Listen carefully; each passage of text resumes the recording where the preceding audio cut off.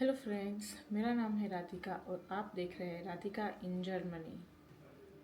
मुझे जर्मनी में आए हुए 3 साल हो चुके हैं और इन 3 सालों में मैंने यहाँ पे जो भी एक्सपीरियंस किया है उनमें से कुछ चीज़ें मैं आज यहाँ आप लोगों के साथ शेयर करने वाली हूँ।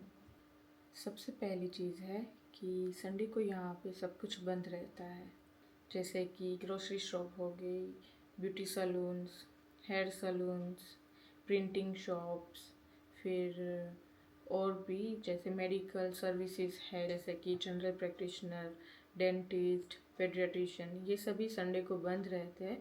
अगर आपको कोई मेडिकल इमरजेंसी आती है तो आप उसके लिए जो बिग हॉस्पिटल्स है या गवर्नमेंट हॉस्पिटल है वहाँ आप जा सकते हो। बाकी जो आपके हाउस आर्ट्स है या फिर किंडर आर्ट्स है वो संडे को बंद रहते हैं, तो आप वहाँ नहीं जा सकते संडे को।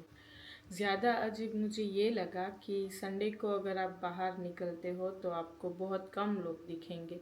जैसे हम इंडिया में ऐसा होता है कि संडे को मोस्टली आपको पब्लिक बाहर दिखेगी, पर यहाँ पे उसका बिल्कुल ऑपोजिट है। तो अगर आप बाहर जाओगे तो आपको लगेगा कि बहुत कम लोग हैं, जैसे यहाँ पे कोई रहता ही नहीं है। तो वो मुझे काफ़ी अजीब लगा था। जो सेकंड थिंग जो मुझे यहाँ की अच्छी लगी वो है पब्लिक ट्रांसपोर्ट। यहाँ का पब्लिक ट्रांसपोर्ट बहुत ही अच्छा है, पर कभी कभी वो लेट हो जाता है, बाकी वो हमेशा टाइम पर ही रहता है। पब्लिक ट्रांसपोर्ट की एक और बात मुझे अच्छी लगी कि जितने भी बस स्टॉप्स है या ट्रेन या ट्राम स्टॉप्स है, जितने भी स्टॉप्स है वहाँ पे इनका पूरा टाइम टेबल लगाया होता है और मोस्टली वो उसी टाइम पे आते। उससे या तो 1-2 मिनट या ऊपर नीचे होता है। बहुत रेयर केस में ऐसा होता है कि वो लेट हो जाती है, कुछ ज़्यादा ही लेट हो जाती है और कभी कभी कैंसिल हो जाती है। पर वो आप अगर आपके पास एप्लीकेशन है तो आप उसमें चेक कर सकते हो कि बस आ रही है कि नहीं आ रही है। तो ये मुझे काफ़ी अच्छा लगा इसके बारे में। तीसरी चीज़ है क्वाइट आवर्स, जिसको जर्मनी में रूहे साइटन भी बोलते हैं। तो क्वाइट आवर्स नाम से ही हमको पता लगता है कि इस टाइम पे हमें कोई भी आवाज़ नहीं करनी है। जैसे कि आप कोई पार्टी नहीं कर सकते, ना कोई ड्रिलिंग या फिर ऐसा कोई भी काम जिसमें कोई शोर शराबा हो वो आप नहीं कर सकते। जो क्वाइट आवर्स है वो स्टार्ट होता है रात के 10 बजे से लेके सुबह के 8 बजे तक, और संडे को या फिर हॉलीडे के दिन वो पूरा दिन रहता है। आप पूरा दिन कोई भी जैसे आवाज़ वाला काम नहीं कर सकते। और कुछ कुछ जगह पे मिड भी रहता है, जिसको मिड डे रेस्ट बोलते हैं, जो कि दोपहर के 1 बजे से लेके 3 बजे तक का रहता है। तो इस टाइम पे आप कोई भी आवाज़ नहीं कर सकते। तो हम इंडियंस हैं तो हमको कुकर तो चलाना ही होता है, तो आप सीटी नहीं बजा सकते संडे के दिन। जो नेक्स्ट चीज़ है वो है पेपर वर्क एंड ब्यूरोक्रेसी। जैसे आप जर्मनी में आते हो तो सबसे पहला काम जो आपको करना रहता है वो होता है कि आप अपना जो एड्रेस है वो रजिस्टर करवाओ कि आप कहाँ पे रहते हो, तो जिसमें आपके डॉक्यूमेंट्स लगेंगे। तो वो सारा पेपर वर्क आपको तब करना रहता है। जर्मनी में सारा काम जो रहता है, जो डॉक्यूमेंट का काम रहता है वो पोस्ट से होता है। तो अगर आपका कोई भी इंटरनेट का या फिर कोई आपके वर्क के रिलेटेड या फिर आपके पासपोर्ट या वीज़ा अगर एक्सपायर हो रहा है तो उसके रिगार्डिंग, या तो फिर हेल्थ इंश्योरेंस के रिगार्डिंग कुछ भी अगर ऐसा काम है तो वो सब कुछ पोस्ट से ही होता है। तो यहाँ पे पेपर वर्क बहुत ही लगता है। तो और ब्यूरोक्रेसी में भी आप बिना अपॉइंटमेंट नहीं जा सकते। तो इनकी एक वेबसाइट है, वहाँ पे आपको अपॉइंटमेंट लेनी रहती, फिर ही आपको ये लोग एंट्री देते हैं। जो नेक्स्ट चीज़ है वो है रिसाइकलिंग। यहाँ पे रिसाइकलिंग को काफ़ी सीरियसली लेते हैं। तो जो भी आपका वेस्ट हो गया तो उसके लिए इन्होंने अलग अलग सेपरेट बीन्स रखे, डस्टबिन्स रखे बड़े बड़े। तो आपको उसी में वो जो आपका वेस्ट है वो उसी में डालना है। जैसे पेपर वेस्ट हो गया, प्लास्टिक वेस्ट हो गया, फूड वेस्ट हो गया, फिर अगर आपका कोई फर्नीचर या फिर कोई ऐसा बड़ा सामान है जो आपको डंप करना है तो वो इनकी जो रिसाइकलिंग की जो वेबसाइट है उसमें उन्होंने दिया रहता है कि कौन सी तारीख में वो लोग कौन सा ट्रैश उठाने आएंगे। तो उस हिसाब से आपको वो आपके बिल्डिंग के बाहर जहाँ पे डस्टबिन्स रखे वहाँ पे आप छोड़ सकते हो और वो लोग आके कलेक्ट कर लेते हैं।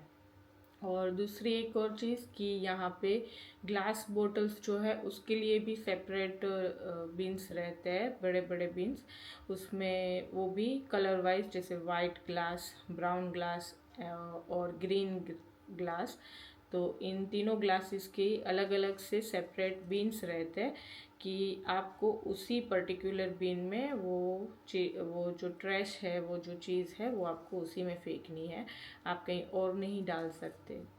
एक और चीज़ मैंने नोट की है कि यहाँ पे आज भी कई जगह पे कैश कॉमन है, तो कई जगह पे ये लोग कार्ड यूज़ नहीं करते, तो आपको कैश रखना होता है साथ में कि इन केस अगर कोई शॉप में आप जा रहे हो, कियोस्क में आप जा रहे हो, तो अगर वहाँ पे वो कार्ड एक्सेप्ट नहीं कर रहे हैं तो आपके पास कैश होना ज़रूरी है। जैसे छोटे छोटे शॉप्स है वहाँ पे मोस्टली ये लोग कैश ही रखते हैं, तो इट इज़ बेटर कि आप थोड़े कैश अपने साथ थोड़े कॉइन्स भी आप अपने साथ रखो।